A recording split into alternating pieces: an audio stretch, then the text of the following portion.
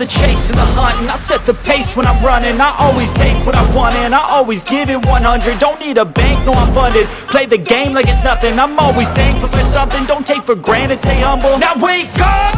Well, welcome everybody to another episode of This Is CorbinCenter, the first of 2024, and a new format as we're going to get into, but I wanted to start off as I always do with a little Corbin Night recognition, and this one goes out to Heather.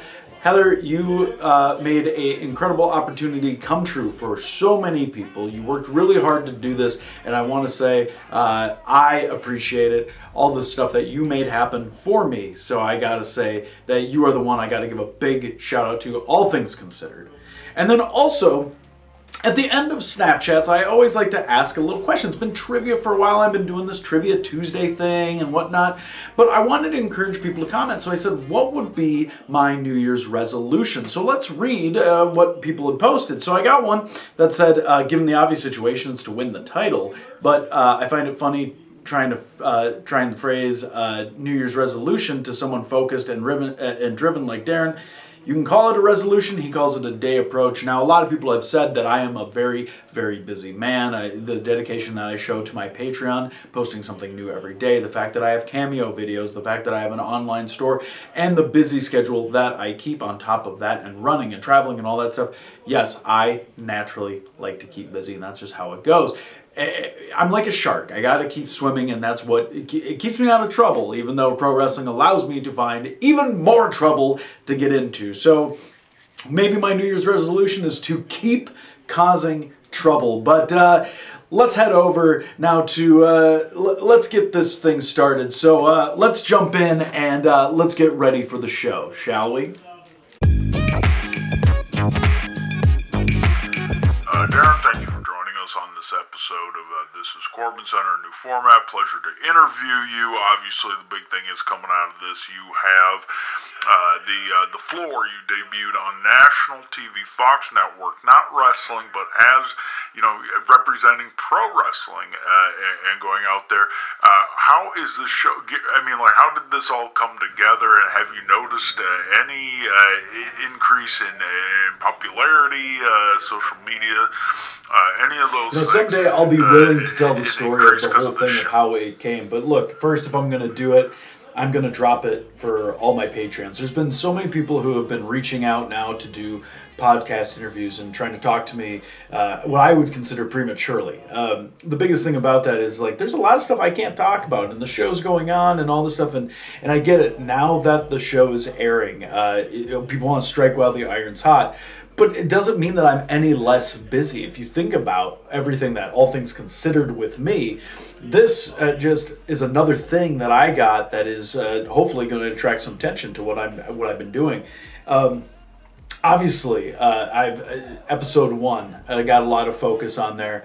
What can I say? The camera loves me. I'm just naturally gravitated towards that camera. And with a category like cereals, that's the expertise. A lot of people said, why wouldn't you pick pro wrestling? Why wouldn't you do something like that? That's too obvious. That's too easy. But cereals is a whole different moniker. And for somebody who grew up watching Saturday morning wrestling, I mean, like, what was I going to have with that? Well, as a kid, I always had cereal. That's the thing. And I like a variety. We all know I like food. So that's a big thing that I really enjoy with this.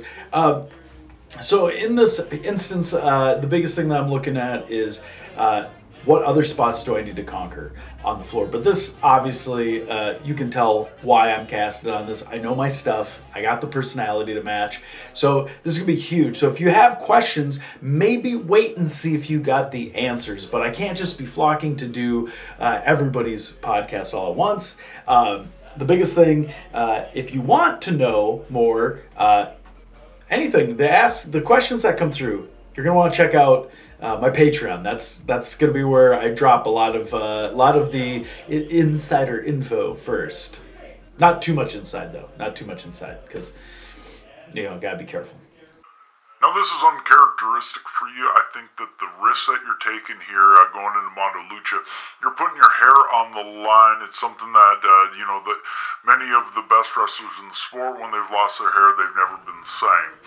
Does this concern you? Do you think, are you still confident going into this? Look, I was being sarcastic. I thought anybody would get this. Like, so when I said that it was going to be, they said, do you want a championship match?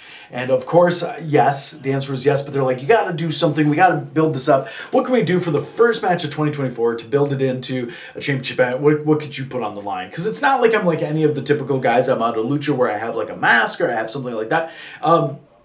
So I was like, I don't know, like, what do they always do? They always do mask versus hair, that's the thing. The championship match versus the hair, And they were like, would you actually be considered? I was like, I don't know, whatever. Just, do I get a championship match? And that's how it went down. And that's what I said. And then next thing I know, it's title versus hair.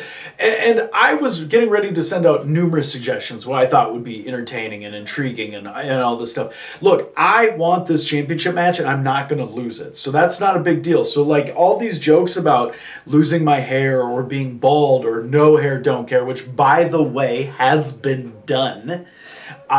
Don't worry about it. I know Mondo Lucha, the fans would definitely like to see me get shaved in the ring there. And some of you are asking questions like, which hair is it? First of all, it doesn't matter if it's this, or what. Just keep your mind out of the gutter because first, I'm not exactly a hairy guy, and I'm kind of like one of those hairless cats, like a lot of times, like, I mean, it's not like I'm not like Robin Williams hairy, but also like I take care of myself. I manscape. So stop asking all those questions. Like I don't feel I need to eat, and they're too intrusive. You don't know me that well. It's too intrusive. Just call me Mondo Lucha champion. That's all you need to do. Pro Wrestling Battleground celebrating its 17th anniversary. You have been there since 2010. You are defending the tag team championships. We still know that a lot of people are gunning for you. The former champions are gunning for you. They're multi-time tag team champions. Do you have a strategy, or are you concerned at all about losing your championships?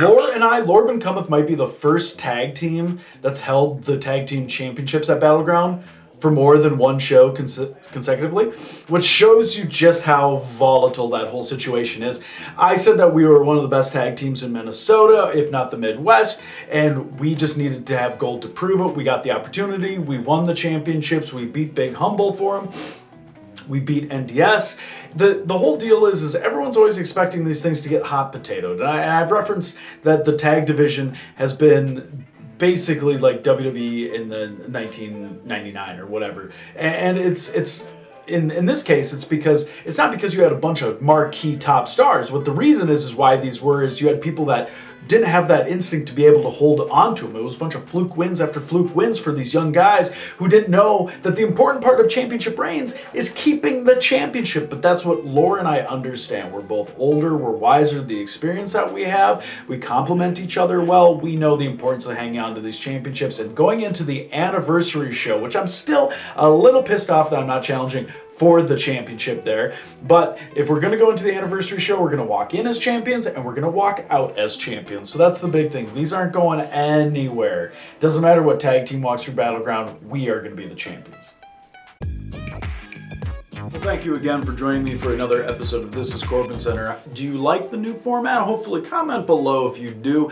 Don't forget to join my Patreon. Obviously, it's exclusive content, something new every single day. And upcoming events that I will be at are going to be, we got Mondo Lucha, obviously, Pro Wrestling Battleground, and then WrestlePalooza in January. And then in February, I'll be going back out for Higher Ground and Second Wrestling just announced, me versus Effie, and Pro Wrestling Battleground will be also in February, and I will be at Freelance. I won't be at Freelance this month because of WrestlePalooza, conflict of interest, but I will be back defending my Legacy Championship in February, and then when we roll into March, I will have much more to announce. So thank you again for joining me on the new This is CorbinCenter.